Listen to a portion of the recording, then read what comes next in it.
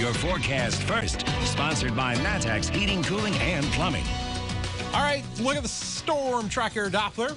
Not a whole lot here, but look what's happening well out to our west. Our next round of storms getting together. These are going to really develop over the next several hours, and we'll see this activity roll in here probably after midnight in many areas. And could be a noisy one again for some of you into early on your Saturday. Temperatures tonight pretty comfortable in the mid-60s. Out the door, though, if you are heading out early in the morning, you may run into some morning showers, so be aware of that. Otherwise, the rest of your Saturday looks dry. Got to talk about the heat and humidity, though, coming up.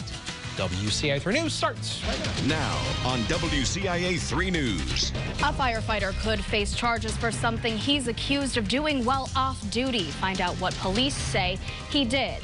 And one person was stabbed in Champaign this afternoon. We'll tell you who police arrested for the crime.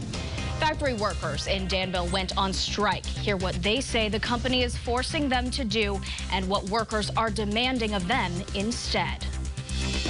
You're watching your local news leader. This is WCIA 3 News at 9 on X49. It's not an issue. It's come up a great deal. We have great first responders here.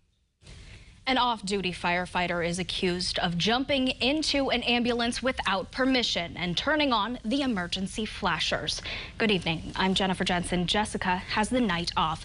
The Coles County State's Attorney is now waiting for a report from police about vehicle trespassing. WCIA 3's Jen Lask spoke to the attorney about the case. Jen, what did they tell you? The state's attorney, Jesse Danley, says Mattoon Police Chief Jason Taylor spoke to him about the case this week.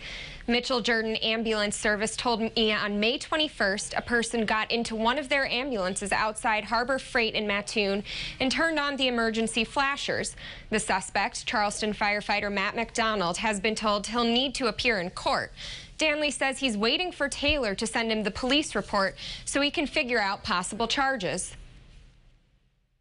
He has to be treated like everyone else. But it's definitely something that comes to my attention. You're here, so it's something that the public deems newsworthy, and we'll treat it like any other misdemeanor case. Mitchell Jordan responded in part saying, "We consider trespass to one of our vehicles a serious matter.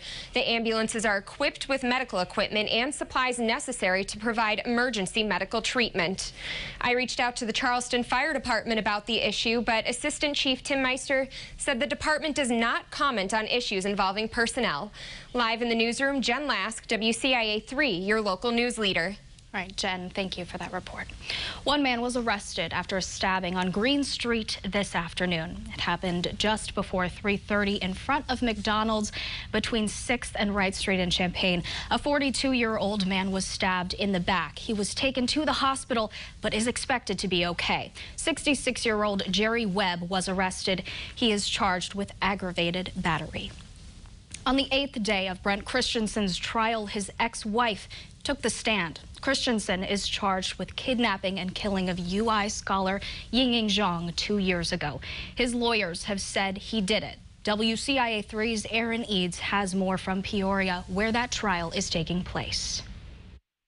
Brent Christensen's ex-wife Michelle was on the witness stand today. She says she didn't want to be testifying, but she still cares about Brent. She says they met working as cashiers at Kmart in Wisconsin, later moving to Illinois so Brent could go to grad school. Michelle detailed his alcohol abuse and its effect on their marriage, saying that when she decided to open the relationship so she could date another man she met at work, he seemed to accept it. Michelle says he got upset when she told him she was going on a weekend trip with that man. That was only a few days before Zhang disappeared. Michelle says when she got back the following Monday, the apartment looked and smelled normal. During cross-examination, Assistant U.S. Attorney Eugene Miller had Michelle testify that after the relationship was opened, she started to become leery of him and wouldn't sleep in the same bedroom. And that when she got back from the trip, Brent told her a blood stain on the mattress was from a nosebleed he got. The defense also called the testimony of another witness into question today in Peoria. Aaron Eads, WCIA 3, your local news leader. Both the government and the defense have rested their case. Closing arguments are scheduled for Monday morning. Police are investigating after a woman in Springfield was found dead in Chatham last night. 48-year-old Jeannie Hansen was found in a wooded area near 125 East Plummer. Her husband called police when she didn't come home after work or answer her phone. An autopsy this morning determined there were no signs she was hurt by another person. More test results are pending. This is a follow-up from your news leader. Workers at a factory in Danville went on strike this morning. The union employees at Viscofan Meat Casing have been in contract negotiations since January. They say the company hasn't proposed pay increases for the next year. They also say the company is forcing workers to come in early for mandatory overtime. The union is calling for contracts that strengthen pay and support families. This strike was to show they want change. I hope they realize how much they need us. I hope they see that it's not all easy bees in there working on those machines, working in those chemicals, inhaling all of those fumes. We deserve more than this. We deserve better. I hope that they come back to the table and they will look at the contract they gave us, their last, best, and final, and that they will revise it and give us something that we can live with. They have another meeting with the company scheduled for the end of the month. Viscofan issued a statement saying, quote, "We are disappointed that the offer was rejected by the union. We hope that this labor dispute will be short-lived." Meanwhile, the company has implemented its contingency plan to keep serving the market. Up next, we'll tell you about storms causing major damage across the nation and what the U.S. is doing to stop illegal immigration at the border. And today's almanac shows a high temperature of 76 degrees, running well below average for this time of the year. Stormy evening out there for some earlier. We've got even more rain coming in overnight, and we'll talk about the severe weather threat as well for the next couple of days.